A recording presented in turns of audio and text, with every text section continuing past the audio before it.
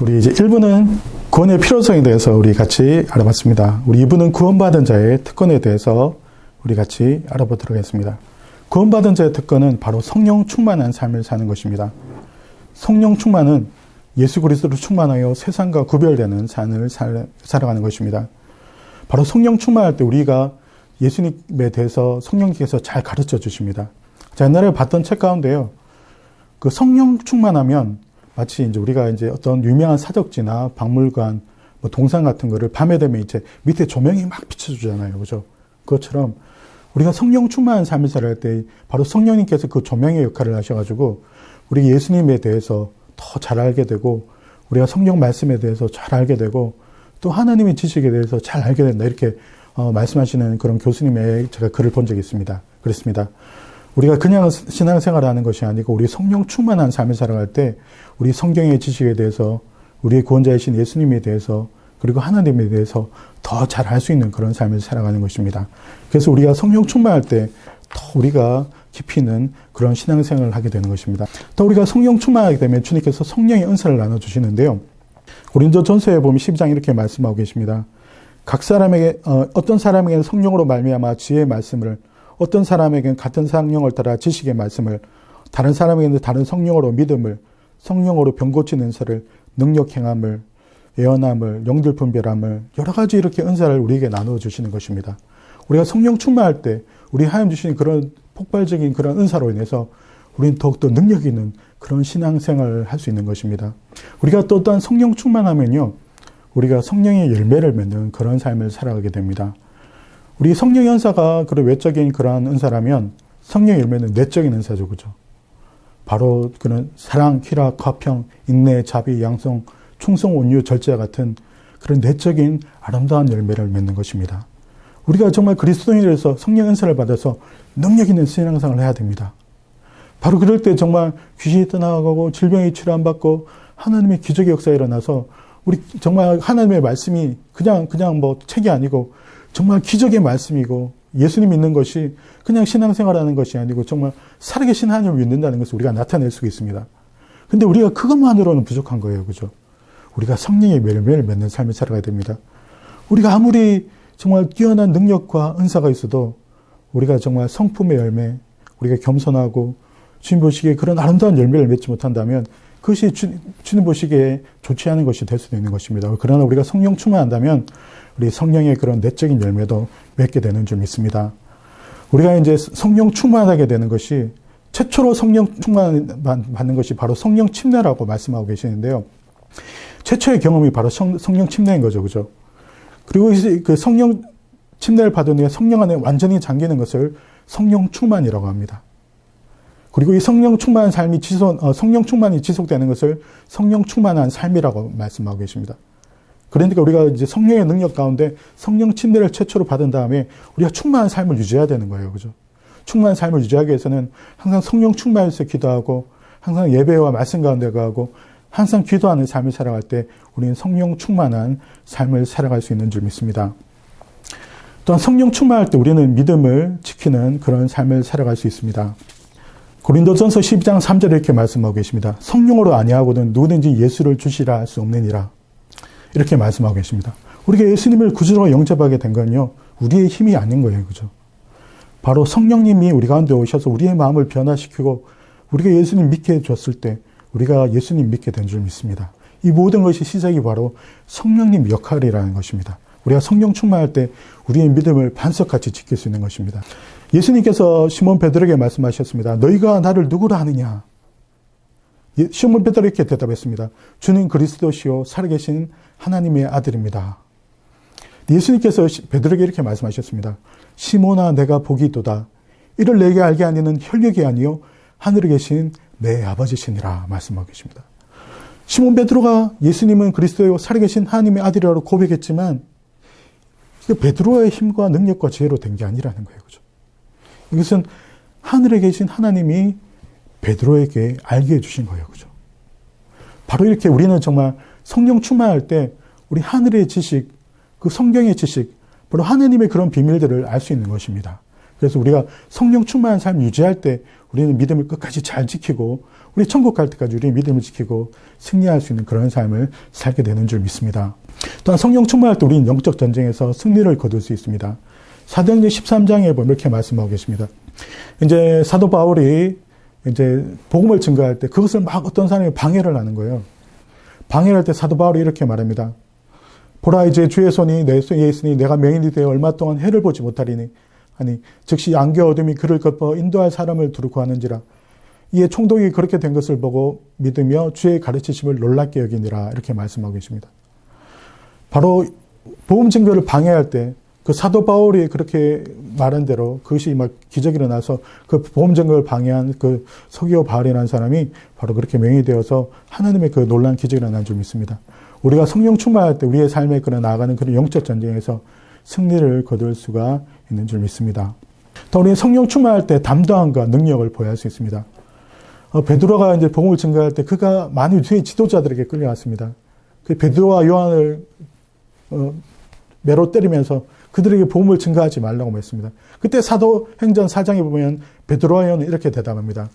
이르되 하나님 앞에서 너희의 말을 듣는 것이 하나님의 말씀을 듣는 것보다 옳은가 판단하라. 우리는 보고 들은 것을 말하지 않을 수 없다 하니 이렇게 말씀하고 계십니다. 사람들의 그런 방해와 그런 채찍질에도 베드로와 요한은 그 담대함을 가지고 바로 복음을 증거할 수 있었습니다. 그렇지만 여러분 아시겠지만 베드로와 요한이 어떤 사람입니까? 예수님이 십자가 산상에 돌아가셨을 때 베드로와 요한은 그냥 숨어서 도망가던 사람이었습니다.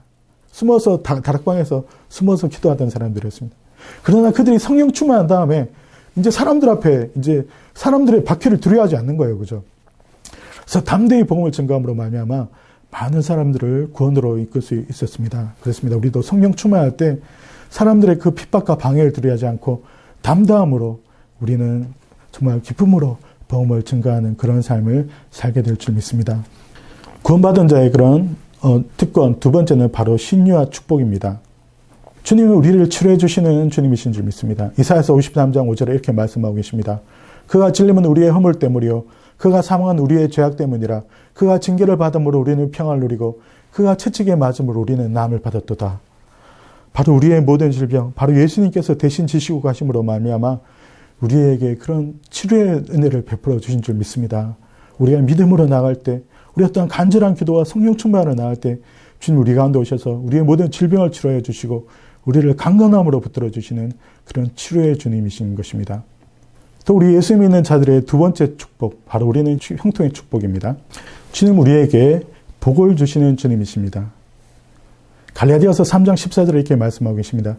이는 그리스도 예수 안에서 아브라함의 복이 이방인에게 미치게 하고 또 우리로 하여금 믿음으로 말미암아 성령의 약속을 받게 하려 함이라 말씀하고 계십니다. 주님 우리에게 아브라함의 축복을 주시는 분이에요. 그죠? 아브라함은 정말 하나님께서 너희 자손이 하늘의 별과 같이 땅의 모래와 같이 많을 것이라고 말씀하고 계시고요. 아브라함을 통해서 하나님께서 놀라운 은혜와 사랑으로 축복해 주신 줄 믿습니다. 우리 예수님 안에서 우리가 원래는 이방인이었지만 우리 예수님 안에서 우리 아브라함의 복을 이어받는 그런 사람이 된 줄 믿습니다. 우리 교회의 그런 삼정 축복 있잖아요. 그죠? 영혼이 잘된 같이 범사에 잘되고 강건하리라. 우리 영혼이 잘될 때 주님께서 우리 하시는 범사에도 복을 주시고 우리에게 건강을 주시는 그런 하나님의 그런 형통의 축복을 누리는 그런 삶이 되는 줄 믿습니다. 또 우리는 주님께서 우리가 예수님 믿을 때 주 예수의 십자가 대속과 은총을 내려주셨습니다. 고린도후서 8장 9절에 이렇게 말씀하고 계신데요. 우리 주 예수 그리스도의 은혜를 너희가 알거니와 부유하신 이로서 너희를 위하여 가난하게 되심은 그의 가난함으로 말미암아 너희를 부유하게 하려 하심이라. 갈라디아서 3장 13절에 이렇게 말씀하고 계십니다. 그리스도께서 우리를 위하여 저주를 받은 바 되사 율법의 저주에서 우리를 속량하셨으니 기록된 바 나무에 달린 자마다 저주 아래 있는 자라 하였음이라. 나무에 달린 자는 저주받은 자인 거예요. 그죠? 우리가 원래 아담 가오로 인해서 우리의 죄를 지음으로 말미암아 우리 인간은 하나님의 그 가시와 엉겅퀴의 그런 저주 가운데 있었던 것입니다. 그런데 예수님께서 우리를 대신해서 나무에 달림으로 말미암아 예수님께서 우리를 대신해서 저주를 받으심으로 말미암아 모든 저주를 제거하심으로 말미암아 우리는 하나님의 축복을 받는 그런 삶을 살게 되신 줄 믿습니다. 하나님 주시는 그런 아브라함의 축복, 우리 주시는 그런 부유한 축복을 우리에게 허락하신 주님이신 것인 줄 믿습니다. 오늘 제가 다시 한번 읽어보도록 하겠습니다. 우리 주 예수 그리스도의 은혜를 너희가 알거니와 부여하신으로서 너희를 위하여 가난하게 되시면 그의 가난함으로 말미암아 너를 부여하게 하려 하심이라. 예수님이 우리의 모든 저주와 가난을 지고 가심으로 말미암아 우리에게 축복을 허락해 주신 줄 믿습니다. 이렇게 말씀하면 계시잖아요. 예수님이 되면 뭐 떡을 줘, 밥을 줘. 예수님이 잘 믿어 보십시오. 하나님 물질 축복도 주시고요. 떡도 주시고 밥도 주십니다. 예수님 대충 믿으면요. 그 하나님의 은혜를 체험하지 못해서 그러는 거예요. 예수님 잘 믿으면요. 하나님께서 물질 축복도 주시고요. 건강도 주시고요. 삶도 형통해 주시게 해주시는 그런 놀라운 기적의 하나님이신 것입니다. 제가 강남에 있던 강남에서 굉장히 그 부자들과 함께 목회하시는 목사님 얘기를 들은 적이 있는데요. 그 목사님이 이렇게 말씀하시더라고요. 재벌이 예수님 믿는 거는 거의 보기 잘 못 봤다 이렇게 말씀하시더라고요. 정말 부자들은 예수님 믿기 힘든 것입니다. 근데 이런 건 봤대요. 예수님 잘 믿어서 부자 되는 건 맞다 이렇게 말씀하시더라고요. 그렇습니다. 우리가 정말 어떻게 보면 우리의 어려움을 통해서 우리 예수님 믿게 한 것은 그거는 축복이에요. 그죠? 축복인데 또 예수님 잘 믿으면 주님께서 축복하시면 부자도 될 수 있고 재벌도 될 수 있는 것입니다. 그래서 우리는 예수님 잘 믿고 그분 앞에 나오시기 바랍니다. 그분의 그런 놀라운 은혜를 체험하시는 놀라운 은혜가 있으시길 바랍니다. 또한 주님께서 우리에게 이제 주신 특권 가운데 하나는 우리에게 나누어주는 축복이에요. 고린도후서 9장 8절에 9절에 이렇게 말씀하고 계십니다. 하나님이 능히 모든 은혜를 너에게 넘치게 하시나니 이는 너희로 모든 일에 항상 모든 것이 넉넉하여 모든 착한 일을 넘치게 하려 하심이라. 기록된 바 그가 흩어 가난한 자들에게 주었으니 그의 의가 영원토록 있느니라 함과 같으니라. 이렇게 말씀하고 계십니다. 바로 우리에게 주님께서 놀라운 축복을 주신 것은 우리만 먹고 잘 살게 해라 주신 게 아니에요. 그죠? 그것을 선한 일에 앞장서라고 우리에게 주신 줄 믿습니다. 제가 좋아하는 말씀 가운데 하나가요. 너희 보화를 하늘에 쌓아두라. 이 세상에 쌓아둔 것은 종미나 동록이 하고 언젠간 없어질 수 있지만 우리가 하늘에 쌓아진 보물은 없어지지 않는 거네요. 그죠? 성경 말씀에 그것은 다함이 없는 보물이다 말씀하고 계세요. 이 세상의 것은 언젠가 끝나잖아요. 이 세상의 부는. 그러나 우리가 하늘에 쌓아둔 보물은 다함이 없는 보물이 되는 줄 믿습니다. 우리 이렇게 말하잖아요. 공술의 공수가다. 빈손으로 왔다. 빈손으로 간다. 근데 그거 아닙니다. 빈손으로 왔지만 우리가 하늘에 큰 재물을 쌓아두고 우리가 천국 갈 수 있는 방법이 있어요. 바로 그건 뭐냐 하면 선한 일을 하는 거예요. 그죠? 오른손이 하는 일, 왼손이 모르게 우리가 선한 일을 할 때 우리가 올 때는 빈손으로 왔지만 우리가 천국 갈 때는 하늘에 다함이 없는 보물을 쌓아두고 우리가 천국 가게 될 줄 믿습니다. 그래서 우리는 정말 우리가 선한 일을 하는 것은 바로 하나님의 그런 큰 축복이고 우리가 보물을 하늘에 쌓아두는 그런 것인 줄 믿습니다. 또 우리의 그 신앙인의 그러한 큰 축복 가운데 하나는 바로 구제와 선교라고 우리 이제 말씀하고 계십니다. 아까 제가 계속 하는 얘기처럼 우리가 나눔은 하나님의 뜻이고, 그죠? 하나님께서 기뻐하시는 그런 거죠, 그죠? 성경 말씀에요. 또 우리가 나눌 때 우리 자녀들도 축복해 주십니다. 시편 37편 25절 이렇게 말씀하고 계십니다. 내가 어려서부터 늙기까지 의인이 버림을 당하거나 그의 자손이 걸식함을 보지 못하였도다. 그는 종일토록 은혜를 베풀고 구워주시니 그의 자손이 복을 받는도다. 이렇게 말씀하고 계십니다. 바로 우리가 구제하며 선한 일을 하는 그런 삶을 살아갈 때 그의 자손이 복을 받는 거예요. 그죠? 바로 우리가 선한 일을 하는 것, 하나님께서 그것을 다 갚아주시는 것입니다. 천국에서 우리에게 갚아주시고 우리의 자손에게 갚아주시는 줄 믿습니다. 제가 아는 그 목사님이 그런 말씀하시더라고요. 자기가 이렇게 목세하지만 굉장히 물질적인 축복도 많이 받고 이렇게 누리며 살고 있다. 내가 이렇게 물질적인 축복을 받는 것은 우리 할아버지가 원래 할아버지가 북한 분이셨는데요. 할아버지가 그렇게 거지 잔치를 많이 했대요. 옛날엔 거지가 많았었잖아요. 그 거지를 다 불러가지고 잔치를 해서 거지들을 잘 먹이는 거예요. 그죠? 할아버지가 그리고 소천하실 때도 내가 장례식에서는 많은 거지들을 불러가지고 다시 거지 잔치를 해라라고 그래가지고 오히려 장례식에서도 그렇게 많은 사람들 불러서 그 사람들을 먹이고 그 사람들에게 정말 베푸는 그런 시간을 가졌었다고 합니다. 그렇게 그 목사님 하시는 말씀이 내가 지금 이렇게 많은 것을 받아 누리는 것은 우리 할아버지가 선한 걸 심어뒀기 때문에 내가 이것을 받아 누린다 이렇게 말씀하시더라고요. 그러면서 그 목사님 하시는 말씀이 이제 나도 내 후손을 위해서 열심히 신고 있다. 이렇게 말씀하시더라고요. 그래서 우리가 주님 안에서 우리에게 남은 얻고 우리가 선한 일이라는 것은 공짜가 아니라는 것입니다. 우리가 복을 받고 우리 자손들이 복을 받는 그런 길이라는 것을 기억하시기 바랍니다. 또 우리에게 정말 크리스찬에게 주어진 특권 가운데 하나가 바로 복음 전도의 사명입니다. 마가복음 16장 15절 이렇게 말씀하고 있습니다. 또 이 시대에 너희는 온 천하에 다니며 만민에게 복음을 전파하라 이렇게 말씀하고 계십니다. 바로 예수님께서 그 피 묻은 복음, 우리를 구원하기 위해서 우리에게 예수님께서 살찌져 피 흘려 십자가에 돌아가신 것은 우리를 구원하기 위해서죠. 그죠? 그뿐만 아니고 우리에게 복음 전파의 그런 사명을 주셨습니다.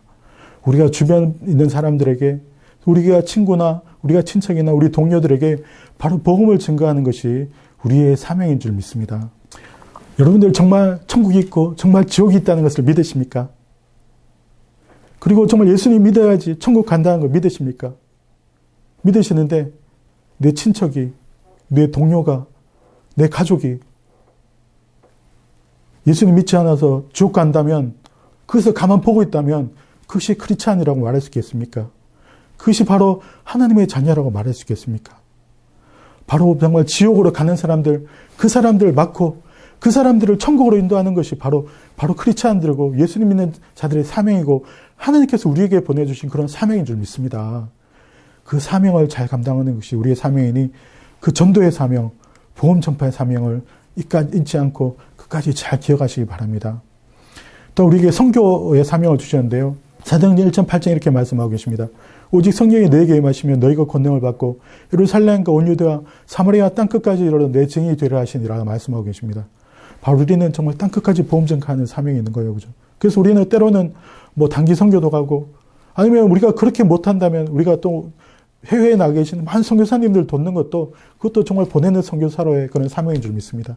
우리가 그 사명을 잘 감당할 때 정말 주님께서 우리의 삶을 통해서 기뻐 받으실 줄 믿습니다. 그래서 우리가 정말 성령 충만해서 우리가 전도의 사명, 우리 선교의 사명을 잘 감당하는 것이 바로 주님의 뜻인 것입니다.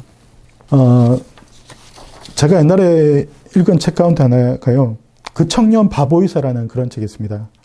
그 안수연이라는 그런 의사 선생님이 계셨는데요. 그 선생님이 굉장히 정말 선하게 살다가 천국 가셨는데요. 되게 젊은 나이에 천국 가셨어요. 너무 안타깝죠. 그죠? 33살에 군생활 중 유행성 출혈열에 걸려서 천국 가셨는데요. 그분이 평상시에 이제 막 인턴 레지던트 하면서 굉장히 바쁘잖아요. 그죠? 바쁘시면서도 막 힘들어하는 사람들 신방 가고 막 선자들 위해서 막 기도하고 정말 그런 천사와 같은 정말 그런 삶을 사셨다고 합니다. 근데 그분의 그 책 가운데 이런 부분이 나옵니다. 한번 읽어보도록 하겠습니다. 그분이 이제 어떤 청년이 있었는데 그 청년이 우울증에 걸려서 혼자 이제 고통을 당하고 있고 예배 드리기 싫어서 예배 들어가지 않고 교회에서 밖에 있는 걸 봤어요. 그래서 이렇게 말했습니다. 우리 얘기 좀 할까? 조금 있으면 예배 시작할 시간인데 예배를 가장 귀하게 여기는 수현 형이었기에 학생은 머뭇댔습니다. 잠깐만이 될 거예요. 좀 어떻게 지내니? 학생은 자기도 모르게 마음의 문을 열었습니다. 스스로 자신을 짓누르고 있는 것이 무엇인지 알 때까지 그는 학생의 말을 조용히 들어줬습니다. 그리고 낮고 조용한 목소리로 처방을 내렸습니다. 내 마음은 지금 내 생각으로 꽉 차 있어. 자, 이제 좀 비워봐. 20% 남을 위해 베풀어 사랑을 해. 그럼 내 마음이 기쁨으로 꽉 차게 될 거야. 라는 그런 정말 훌륭한 충고를 했습니다. 그렇습니다.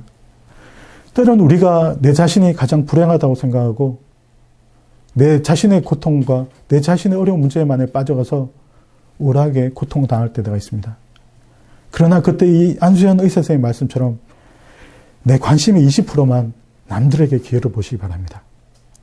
내가 고통당하고 힘든 사람에게 손을 잡아주고 그들을 위해서 기도해주고 그들을 위로할 때 놀랍게도 내 문제도 해결되고 내 삶의 어려운 문제도 해결되는 줄 믿습니다.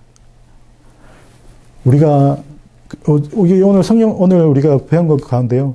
구제와 선교, 전도가 구원받은 자의 그 특권이라고 말하고 있잖아요. 그죠? 아니, 나는 지금 내 문제도 어려운데 내가 언제 구제를 할 수 있으며 내가 언제 선교를 할 수 있으며 내가 언제 전도를 할 수 있을까? 내가 남들을 위해서 어떻게 중보할 수 있을까? 생각하실지 모르지만 내 문제에 매달려 있으면요. 더 고통스럽습니다. 내 관심의 20%만 주변에 고통당한 사람들에 대해서 기울이고 그들을 위로하고 그들을 위해서 기도하고 그들을 위해서 좀 관심을 기울이면 내 삶도 해결되고 내가 더 하나님의 그런 축복 가운데 가는 그런 삶을 살아가게 될 줄 믿습니다. 이제 이로써 우리 두 번째 주 구원의 필요성과 구원받은 자의 특권에 대해서 마치도록 하겠습니다. 자, 잠깐 기도하겠습니다. 은혜와 자기와 풍성하신 아버지, 우리 3040 신규 교역장님들, 이제 새로운 교역장님 되셨습니다. 하나님께서 귀한 직분 맡기셨사오니 충성되이 잘 감당해서 주님을 기쁘게 하는 그런 모든 성도님들 다 되게 하여 주시옵시고, 주님께서 우리 성도님들이 또한 열심히 봉사하며 열심히 기도하며 열심히 영혼들을 돌볼 때 그거 주님께서 다 하시리라 믿습니다. 내가 작은 일에 충성하였으니 내가 큰 것으로 갚아주리라는 주님의 음성을 우리에게 들려주실 줄 믿사오니, 우리 사랑하는 우리 3045 신규 교역장님들 이 모든 직분 잘 감당해서 내가 작은 일에 충성하였으니 내가 큰 것으로 갚아주겠다라는 주의 음성을 듣는 우리 모든 성도님들 될 수 있도록 축복하여 주시옵소서. 믿사오며 예수님 이름으로 기도합니다. 아멘. 할렐루야.